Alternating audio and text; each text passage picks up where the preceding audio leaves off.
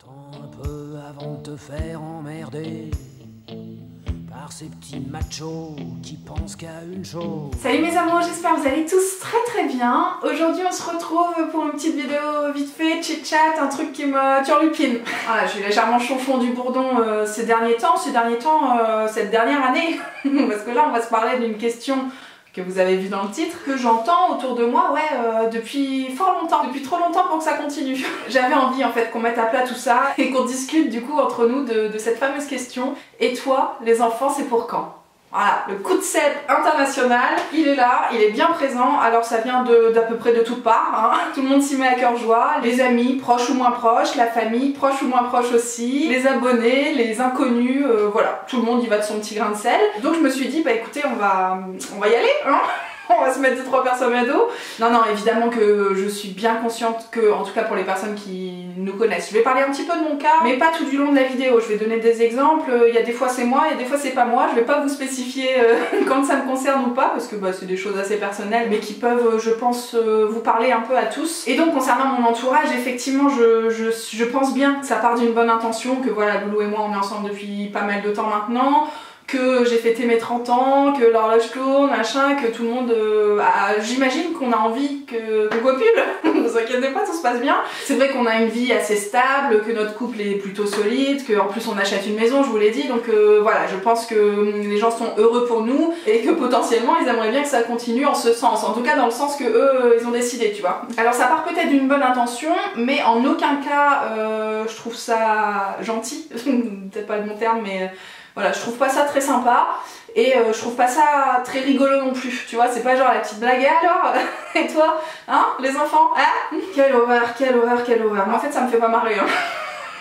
On dirait pas comme ça, mais c'est un peu nerveux. Déjà, je trouve ça hallucinant que ce soit toujours à moi qu'on pose cette question. Par exemple, Loulou, il y a quelques temps, je lui ai fait la réflexion, je dis, tu te rends pas compte qu'à chaque fois, partout où on va, les gens me demandent quand est-ce qu'on va faire des enfants, quoi. Lui, jamais il en entend parler.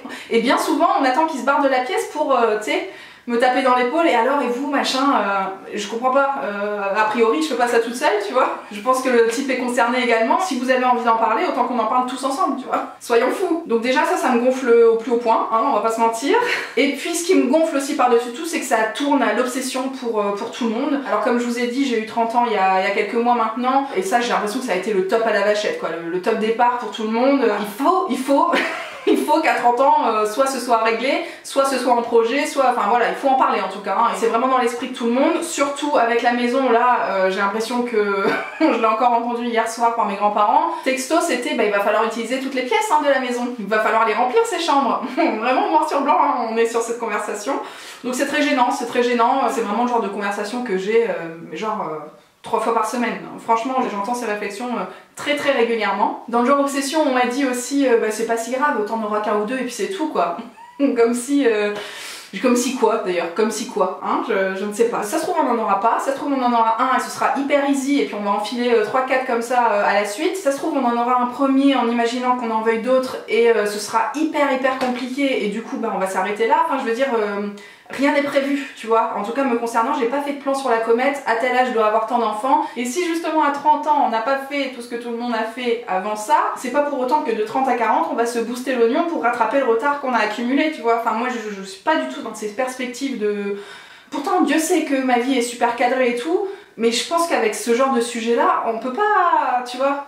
Qu'est-ce que c'est que ça? Qu'est-ce que c'est que ça de planifier l'amour? C'est pas possible, quoi. J'ai déjà beaucoup de chance d'avoir trouvé Loulou, enfin je veux dire c'est pas non plus acquis à tout moment, tu vois. On a de la chance de s'être trouvé, on a de la chance d'être fou amoureux, on a de la chance de savoir qu'on va faire notre vie ensemble. Est-ce qu'on peut pas juste profiter de ça aussi, tu vois? Profiter de ça, sans forcément suivre les cases que tout le monde a envie qu'on suive, en fait. Et puis si j'enlève tout cet aspect obsession, il y a quand même un côté indélicatesse internationale qui me paraît aberrant, en fait. Déjà, par rapport à ce qu'on a vécu avec ma sœur et tout ces derniers mois, comment est-ce qu'on peut encore aujourd'hui me poser la question et toi alors, t'as pas envie de faire une petite cousine? Mon Dieu, mais stop quoi, stop. Est-ce que vous pouvez pas imaginer que c'est un petit peu plus compliqué que ça dans mon cerveau déjà, à moi? Que tout ce stress, toutes ces épreuves et tout, j'ai pas forcément envie de les vivre là maintenant tout de suite, même si effectivement ça n'a rien à voir et que ça veut pas dire que moi aussi je vais avoir des difficultés. Juste, est-ce qu'on peut pas juste profiter de ce qu'on a déjà? Enfin voilà, toujours plus quoi, toujours plus. Ça me rappelle mes premières courses où quand je faisais 10 km j'étais tellement fière que les gens voulaient tout de suite, alors le SMI c'est pour quand, tu vois? Toujours plus, toujours. Stop, profitons, juste profitons des chances, des petites chances qu'on a dans notre quotidien. Il y a aussi tellement de couples dans lesquels il y a une des deux personnes qui a super envie d'avoir un enfant et l'autre absolument pas, ou qui est pas prêt ou quoi que ce soit, et là vous bazardez vos questions comme ça, mais t'imagines la maladresse du truc? T'es pas bien, tu vois, t'es pas bien, tu sais pas quoi répondre, bah ouais, bah va en parler à Pierre-Paul Jacques. Juste, laissez-nous en fait. Laissez-nous.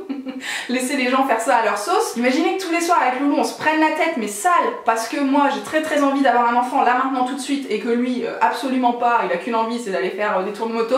Est-ce que c'est pas empirer le truc, ou en tout cas venir se mêler de ce qui vous regarde pas, que de balancer ça comme ça à tout va et vraiment de manière intempestive, tu vois, c'est vraiment trop régulier pour que ce soit juste anecdotique. Et puis alors si on passe à côté de bah moi j'ai très envie mais pas lui, il y a aussi les situations genre où on a tous les deux très envie mais ça ne fonctionne pas, soit ça ne fonctionne pas depuis quelques mois, soit ça ne fonctionnera jamais, tu vois, et si ça fonctionne jamais, déjà t'as pas forcément envie de le dire à tout le monde, et en plus, t'imagines, quand tu te retapes toutes les réflexions comme ça, qu'est-ce que tu dis quoi? Moi c'est ça la réflexion, qu'est-ce que vous dites? J'imagine que vous êtes plusieurs à peut-être entendre ce genre de réflexion autour de vous, comment vous répondez?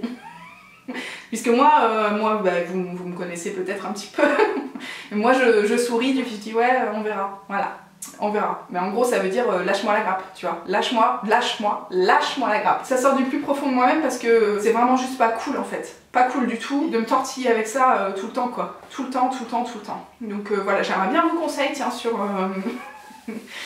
sur la façon dont il faut répondre aux gens quand c'est comme ça. Et puis aussi si vous vous sentez visé, bien sûr que vous allez vous sentir visé, je le sais qu'il y a plein de gens qui me font ces réflexions-là au quotidien, qui me regardent mes vidéos YouTube et qui vont se sentir visés. Je suis pas chonchon, hein, les enfants, ne vous inquiétez pas, tout le monde fait ça, donc j'imagine que c'est normal.